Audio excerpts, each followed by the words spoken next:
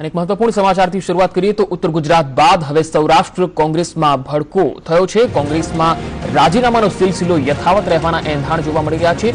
જગદીશ ઠાકોર બાદ જસદણના કાર્યકરોની રાજીનામાની ચીમકી સામે આવી છે। જસદણ વિછિયાના કાર્યકરોએ સામૂહિક રાજીનામાની ચીમકી ઉચ્ચારી છે। જસદણમાં યોજાયેલી બેઠકમાં સામૂહિક રાજીનામા અંગે નિર્ણય લેવામાં આવશે। કુંવરજી બાવળિયાની અધ્યક્ષતામાં મળેલી બેઠકમાં કાર્યકરોએ પોતાનો રોષ ઠાલવ્યો હતો।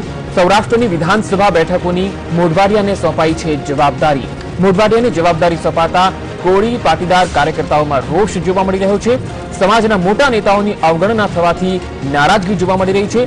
પ્રદેશ પ્રમુખને પત્ર લખી સામૂહિક રાજીનામાની ચીમકી ઉચ્ચારવામાં આવી છે।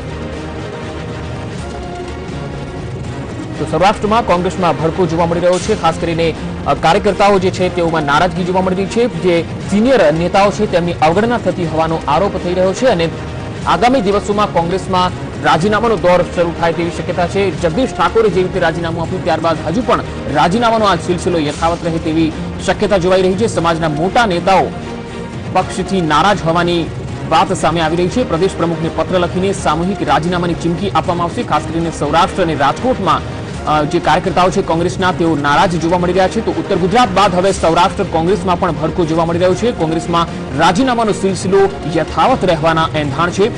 જગદીશ ઠાકોરે રાજીનામું આપવાની વાત કરી હતી ગઈકાલે અને તેમના રાજીનામા બાદ હવે જસદણના કાર્યકર્તાઓના રાજીનામાની ચીમકી ઉચ્ચારી છે। એટલે કે ક્યાંક ને ક્યાંક કોંગ્રેસ હવે જૂથવાદની સ્થિતિમાં આવી ગઈ છે।